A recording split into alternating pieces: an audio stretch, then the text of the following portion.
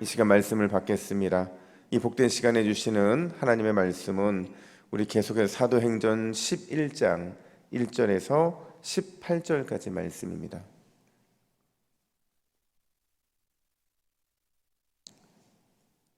신약성경 206면에 있는 사도행전 11장 1절에서 18절, 비난을 찬양으로 바꾸는 힘이라는 제목으로 오늘 말씀을 받겠습니다. 1절부터 18절까지 교독합니다. 유대에 있는 사도들과 형제들이 이방인들도 하나님의 말씀을 받았다 함을 들었더니 베드로가 예루살렘에 올라갔을 때에 할례자들이 비난하여 이르되 내가 무할례자의 집에 들어가 함께 먹었다 하니 베드로가 그들에게 이 일을 차례로 설명하여 이르되 내가 욥바시에서 기도할 때에 황홀한 중에 환상을 보니 큰 보자기 같은 그릇이 내 귀에 매어 하늘로부터 내려 내 앞에까지 드리워지거늘 이것을 주목하여 보니 땅이 네 발 가진 것과 들짐승과 기는 것과 공중에 나는 것들이 보이더라. 또 들으니 소리 있어 내게 이르되 베드로야 일어나 잡아먹으라 하거늘 내가 이르되 주님 그럴 수 없나이다. 속되거나 깨끗하지 아니한 것은 결코 내 입에 들어간 일이 없나이다 하니 또 하늘로부터 두 번째 소리 있어 내게 이르되 하나님이 깨끗하게 하신 것을 내가 속되다고 하지 말라 하더라. 이런 일이 세 번 있은 후에 모든 것이 다시 하늘로 끌려 올려가더라. 마침 세 사람이 내게 유숙한 집 앞에 서 있으니 가이사라에서 내게로 보낸 사람이라. 성령이 내게 명하사 아무 의심 말고 함께 가라 하시매 이 여섯 형제도 나와 함께 가서 그 사람의 집에 들어가니 그가 우리에게 말하기를 천사가 내 집에 서서 말하되 내가 사람을 욥바에 보내어 베드로라 하는 시몬을 청하라. 그가 너와 내 온 집이 구원받을 말씀을 내게 이르리라 함을 보았다 하거늘 내가 말을 시작할 때에 성령이 그들에게 임하시기를 처음 우리에게 하신 것과 같이 하는지라. 내가 주의 말씀에 요한은 물로 세를 베풀었으나 너희는 성령으로 세를 베풀리라 하신 것이 생각났노라. 그런즉 하나님이 우리가 주 예수 그리스도를 믿을 때에 주신 것과 같은 선물을 그들에게도 주셨으니 내가 누구이기에 하나님을 능히 막겠느냐 하더라. 그들이 이 말을 듣고 잠잠하여 하나님께 영광을 돌려 이르되 그러면 하나님께서 이방인에게도 생명 얻는 회개를 주셨다 하니라. 아멘. 여러분 옛날에 했던 넌센스 퀴즈 중에서 이런 퀴즈가 있어요. 한번 답을 먼저 맞춰보세요. 세상에서 가장 빠른 문은 문인데 닫을 수 없는 문은 어떤 문일까요? 여러분 정답은 소문입니다. 소문. 저만 알았네요. 발도 없는데 너무나 빨리 또 멀리 나가는 문. 한 번 열면 닫을 수가 없어요. 그 문이 무슨 문이냐면 바로 소문이라는 겁니다. 오늘 본문 1절은 이렇게 시작해요. 우리 1절 같이 읽겠습니다. 시작. 유대에 있는 사도들과 형제들이 이방인들도 하나님의 말씀을 받았다 함을 들었더니 여러분 베드로가요 가이사랴 고넬료의 집에 어느 정도 머물러 있었는지는 잘 모르겠어요. 근데 앞선 10장 48절에 보면 며칠을 더 머물기를 청했다라는 말을 보면 아마도 그 청에 응해서 며칠은 좀 있었던 것 같아요. 오랜 시간은 아니었고. 그런데 그 머무는 동안에 어떤 일이 발생했냐면요, 고넬료라는 이방인과 그의 가족들이 하나님의 말씀을 받았다는 소식이 예루살렘까지 퍼지게 되는 거예요. 여러분 가이사랴에서 예루살렘까지 멀습니다. 근데 그 거리가 그만큼 들려지게 됐다라는 거죠. 말이 좋아서 그냥 소식이죠. 이걸 다른 말로 바꿔 말하면 지금 사람들의 입을 통해 소문이 예루살렘까지 퍼지게 되었다라는 겁니다. 근데 그 소문이요 예루살렘 교회 공동체에 큰 파장을 일으키게 돼요. 당시의 상황이 얼마나 큰 문제가 됐냐면 우리 2절부터 3절 말씀도 같이 있습니다. 시작. 베드로가 예루살렘에 올라갔을 때에 할례자들이 비난하여 이르되 내가 무할례자의 집에 들어가서 함께 먹었다 하니 마치 기다렸다는 듯이 이제 베드로가 예루살렘에 딱 도착하자마자 형제들의 비난이 쏟아져요. 여러분, 이 형제들이 누굴까요? 여기 말하는 할례자들, 그들이 누구냐면 할례를 받고 예수님을 믿게 된 그리스도인들이에요. 그 예루살렘 교회 공동체의 성도들이 베드로를 비난하는 거죠.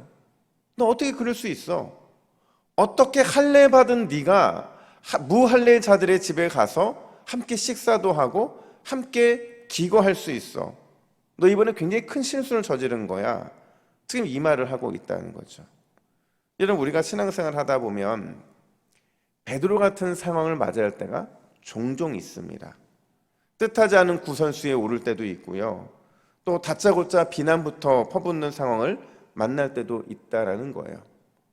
근데 여러분, 특별히 우리가 기억해야 되는 게 뭐냐면요, 이 교회라는 공동체에 모여있는 이 사람들이 어떤 종류의 사람들이냐 하는 거예요.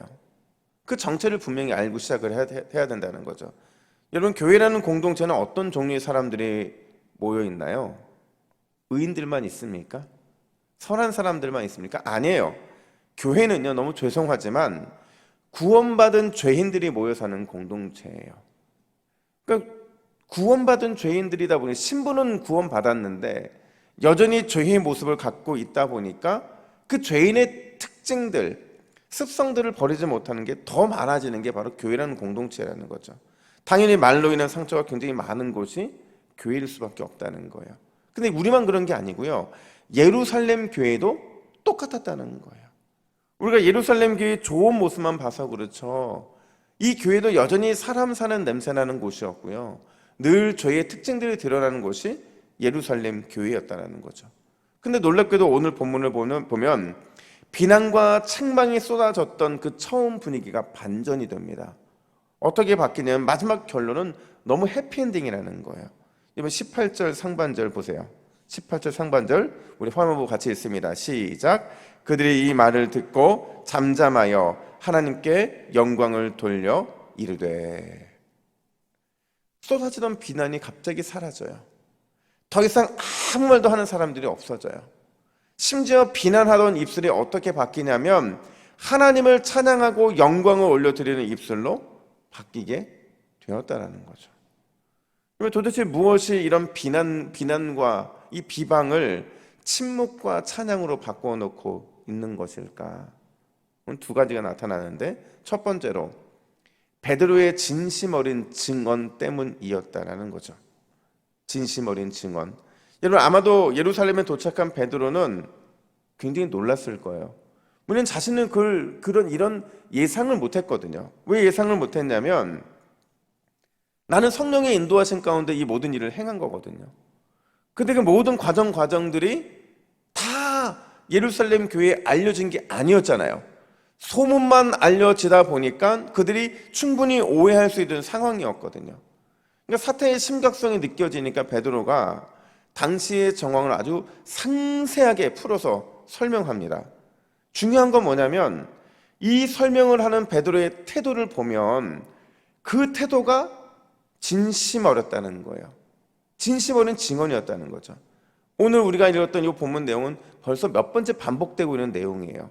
근데 이 내용에, 베드로가 하고 있는 내용에 꾸밈이 있던가요? 자기를 과시하는 내용이 있던가요? 이걸 설명하는 내내 우쭐거리거나 아니면 자기 자신이 그 주체가 되어 설명한 그 내용이 있나요? 없어요. 지금 이 모든 일어난 일들에 있어서는 내가 아니라 그 일들이 주님에 의해서, 예수님에 의해 진행됐던 사실을 드러낼 뿐이지 전혀 베드로는 자기를 드러내지 않고 있다고요. 17절 말씀 보세요. 이렇게 그는 자신이 경험한 걸 마무리하는데 우리 17절 같이 읽습니다. 시작. 그런즉 하나님의 우리가 주 예수 그리스도를 믿을 때에 주신 것과 같은 선물을 그들에게도 주셨으니 내가 누구이기에 하나님을 능히 맡겠느냐 하더라. 아멘.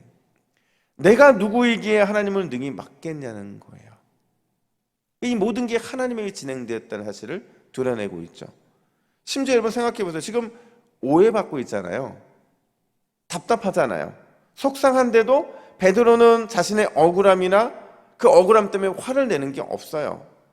그냥 더욱더 진심 어린, 진심을 담은 그런 증언만 전할 뿐이지 다른 거를 너저분하게 늘어놓지 않고 있다고요. 이런 베드로의 태도가 비난을 또 침묵과 찬양으로 바꾸어 놓고 있다는 거죠. 여러분, 우리는 저도 마찬가지지만 사역을 하다 보면 참 많은 싸움을 경험을 합니다.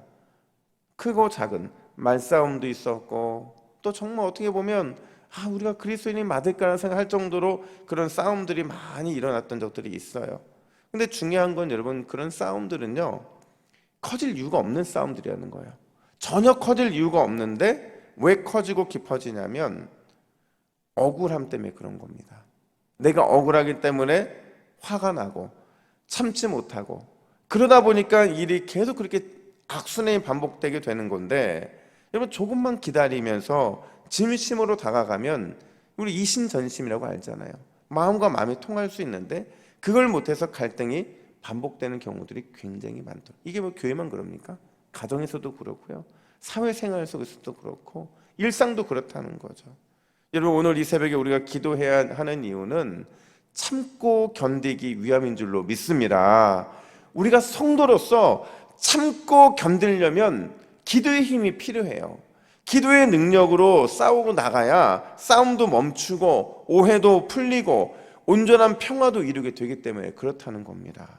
오늘 하루, 오늘 기도함으로, 이 시간에 기도함으로 참고 견디는 능력을 우리 안에 소유하게 되는 귀한 은혜가 있기를 간절히 축복합니다. 뿐만 아니라 두 번째로, 비난이 침묵과 찬양으로 바뀐 이유가 또 하나가 있는데, 그게 뭐냐면 예루살렘 성도들의 수용하는 마음의 태도였다라는 겁니다. 여러분, 오늘 본문을 읽어보면 우리랑 예루살렘 공동체가 대화하는 방법이 다른 걸 알 수가 있어요. 그게 뭐냐면, 우리는 사실 말하기 좋아하거든요. 내 말을 먼저 이해해 주기를 바래요. 이건 저도 마찬가지고 누구나 다 그렇습니다. 근데 그러다 보니까 자꾸 중간에 자꾸 말을 껴들게 되잖아요. 그리고 심지어 그 말들을 내 생각으로 바꾸어 놓으려고 하잖아요. 오늘 본문을 보면 베드로의 이야기가 진행되는 동안에 그 누구도 자신의 말을 하거나 끼어들거나 또 자신의 말을 어떻게 반박하는 이런 말들이 등장하지 않는다고요. 베드로의 말을 하는 동안에 그 말을 안 들으려고 귀를 닫은 사람도 없었다고요. 그 결과가 뭐냐면 18절 하반절 보니까, 그러면 하나님께서 이방인들에게도 생명 얻을 회개를 주셨도다 하니, 그러면이라고 말하지. 그러면이 뭐예요? 그렇군요, 이제 우리가 이해가 됐다는 거예요. 내가 이해가 됐다는 거예요. 이 모든 게 성령의 역사라는 사실을 받아들이게 됐다라는 고백을 그러면이라는 표현으로 하고 있다는 거죠. 근데 여러분, 우리는 이와 상반된 정반대의 장면을 봤었잖아요. 언제 봤냐면 산헤드린 공회의 리더들을 보세요. 그 당시에 유대의 종교 지도자들이 얼마나 상대방의 말을 수용하려는 마음이 없었는지를 보면, 앞선 4장 17절 18절을 보시면 우리 같이 읽습니다. 시작. 이것이 민간에서 퍼지지 못하게 그들을 위협하여 이후에는 이 이름으로 아무에게도 말하지 말게 하자 하고, 그들을 불러 경고하여 도무지 예수의 이름으로 말하지도 말고 가르치지도 말라 하니. 이게 그들의 태도였다고요. 그들은 귀를 아예 막아버렸어요. 듣지 않으려고 했죠. 왜요? 나만 옳기 때문에. 수용하려는 마음의 태도가 없었기 때문에 그런 거예요. 제가요, 저희 깐내내기가 하나가 있잖아요. 근데 제가 그 아이를 보면서 진짜 하나님의 마음이 느껴질 때가 있어요. 언제 그러냐면, 그러니까 어리다 보니까 말을 잘 안 들어요. 그 위험하다고 올라가지 말라고 하면 굳이 또 올라가요. 자기 성질은 올라가고 말 안 듣고 그러다가 다치죠. 막 울어요. 그럼 저희가 얘기해요. 네가 엄마 아빠 말 안 들으니까 다친 거라고. 근데 또 올라가요. 또 다쳐요. 그러니까 이게 반복되는 걸 보면서, 야, 이게 갓난아기하고 어른의 차이가 뭐냐면 수용성이구나. 받아들이고 이해하고, 그래야 우리가 어린아이를 벗어날 수 있지, 안 그러면 끝까지 어린아이일 수 있겠다는 생각이 들더라고요. 여러분, 우리는 언제나 열린 마음과 수용의 자세를 가져야 되는 줄로 믿습니다. 우리 동부교회는 평균 연령이 높잖아요. 평균 연령이 높다는 건 뭐예요? 그만큼 세월을 살아가는 흔적들이 깊다는 거고, 고난도 많이 받았다는 거고, 또 삶의 여정에서 하나님의 은혜도 많이 누렸다는 것인 줄로 믿습니다. 그러면 그 세월의 깊이만큼 우리의 마음도 더 많이 열려야 돼요. 그 세월의 깊이만큼 수용의 자세도 더 깊어져야 된다는 거죠. 그래야 은혜도 많이 받고, 그래야 믿음도 많이 자라고, 그래야 주님 주시는 이런 기적들도 많이 경험할 수 있게 된다라는 겁니다. 여러분 기억하세요. 우리 하나님은 우리 동부교회의 모든 성도들의 마음들이 수용하는 옥토가 되기를 원하신다라는 거예요. 수용하는 옥토가 되기를 원하세요. 옥토가 되어서 30배, 60배, 100배의 은혜 열매가 열리고, 믿음 열매가 열리고, 순종 열매가 주렁주렁 열리기를 원하신다라는 겁니다. 오늘 새벽에 그 열매를 많이 누리는 저와 여러분 되기를 간절히 축복합니다. 우리 이렇게 기도합시다. 우리 두 가지 기도 제목인데 함께 있습니다. 시작. 주여, 오늘 하루 진심 어린 그리스도의 제자로 이웃을 섬기며 살아가게 하옵소서. 나에게 열린 마음, 수용의 자세를 주사 은혜의 열매, 믿음의 열매, 순종의 열매를 주렁주렁 맺게 하옵소서. 우리 이런 기도로 기도할 때에 오늘 이 새벽에 우리의 심령과 마음이 은혜에 물든 동산으로 변화될 줄로 믿습니다. 기도하겠습니다. 하나님 아버지 감사합니다. 하나님, 우리의 심령과 우리의 마음이 늘 예수님의 제자다운 모습으로 세워지기를 원합니다. 늘 진심 어린 마음으로 상대방을 대하게 하여 주시고, 열린 마음, 수용의 자세를 통하여 오늘도 주님이 주시는 좋은 열매들을 주렁주렁 맺혀지는 우리의 삶이 될 수 있도록 주께서 역사하여 주시옵소서. 우리의 마음이 수용하는 옥토가 되기를 원합니다. 주님이 물붓도 부어주시는 축복의 옥토가 되기를 원합니다. 우리를 통하여 놀라운 일들을 이루어 주시옵소서. 감사드리며 예수님의 이름으로 기도하옵나이다. 아멘.